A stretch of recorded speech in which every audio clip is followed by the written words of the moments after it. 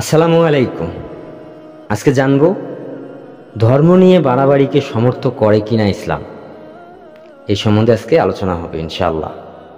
ইসলামের মূল উৎস কুরআনে কারীম এবং হাদিস পরধর্মের মানুষকে আপনের চেয়েও শ্রদ্ধা বেশি সম্মান করার কথা বলেছেন।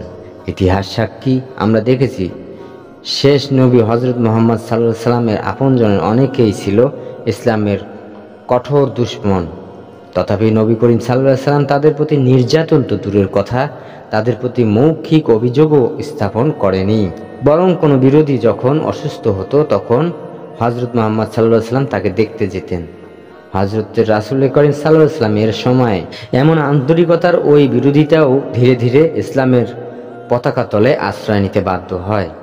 এই যখন মুসলমানের নবীর চরিত্র, তাহলে তারা কিভাবে মন্দিরে হামলা করতে পারে? একজন প্রকৃত মুসলমানের পক্ষে মন্দির ভাঙ্গা তো দূরের কথা, মন্দির ভাঙ্গার চিন্তা করাও সম্ভব নয়। কারণ ইসলামের নবী হযরত মুহাম্মদ সাল্লাল্লাহু আলাইহি সাল্লাম বলেছেন, যারা মানুষকে সাম্প্রদায়িকতার দিকে ডাকে, সাম্প্রদায়িকতার জন্য যুদ্ধ করে, সংগ্রাম করে এবং জীবন উৎসর্গ করে, তারা তাদের দলভুক্ত নয়। সুনানে আবু দাউদ 5123। সাম্প্রদায়িকতার ব্যাপারে কঠোর হুঁশিয়ারি উচ্চারণ করেছে পবিত্র কুরআনে। আল্লাহ তাআলা বলেন, ধর্মের ব্যাপারে জোর জবরদস্তি নেই। ভ্রান্ত মত ও পথকে সঠিক মত ও পথ থেকে ছাঁটাই করে আলাদা করে দেওয়া হয়েছে। সূরা বাকারা 256 নম্বর আয়াত। সুতরাং তোমাদের ধর্ম তোমাদের জন্য, আমাদের ধর্ম আমাদের জন্য। সূরা কাফিরুন আয়াত 5। একে অন্যের ধর্ম পালন করতে গিয়ে কেউ কোনো রূপ সীমা লঙ্ঘন করা, বাড়াবাড়ি করবে না। অন্য কেউ যদি ধর্ম নিয়ে বাড়াবাড়ি করেও ফেলে, তবে ভুলেও যেন কোনো ঈমানদার এ ধরনের হীন ও জঘন্য কাজের সঙ্গে নিজেকে সম্পৃক্ত না করে। এই বিষয়টি নসিহাত স্বরূপ মুমিনদের উদ্দেশ্যে আল্লাহ তাআলা বলেছেন, হে ঈমানদারগণ, তারা আল্লাহকে বাদ দিয়ে যেসব দেবদেবীর পূজা উপাসনা করে, তোমরা তাদের গালি দিও না, যাতে করে তারা শিরিক থেকে আরো অগ্রসর হয়ে অজ্ঞতার বশে আল্লাহকে গালি দিয়ে না বসে। সূরা আনাম 108 নম্বর আয়াত। যেখানে অন্য ধর্মের দেবতারা গালি দেওয়া, নিষেধ দেওয়ার মন্দিরে ভাঙচুর ও মানুষ হত্যা কিভাবে বৈধ হতে পারে, একজন প্রকৃত মুসলমান কখনোই ভিন্ন ধর্মাবলম্বীদের অনুভূতিতে আঘাতে আসে এমন কোনো কাজ করতে পারে না।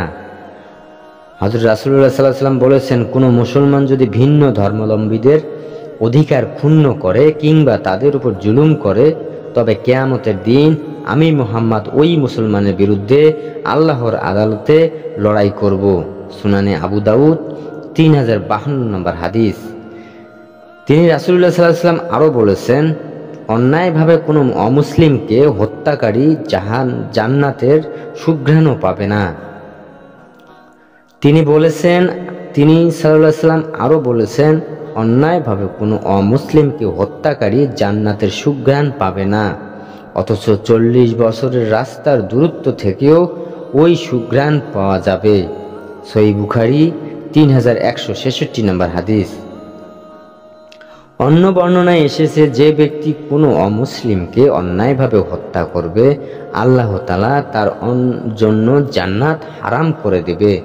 সুনানে নাসাই 4747। রাসূলুল্লাহ সাল্লাল্লাহু আলাইহি ওয়াসাল্লামের ওই খেলাফতের রাশিদিনে চিরায়িত নিয়ম ছিল, যখন কোনো সেনাবাহিনী প্রেরণ করার প্রয়োজন হতো, তখন যুদ্ধ সম্পৃক্ত বিভিন্ন নসিহত ও দিক নির্দেশনার পাশাপাশি এই কথা অবশ্যই বলে দিতেন যে, যুদ্ধকালীন সময়ে বা যুদ্ধের পর কোনো মন্দির, গির্জা, উপাসনালয় ভেঙে ফেলবে না। মুসান্নাফে আবি শাইবা 33804। জাযাকাল্লাহু খায়র।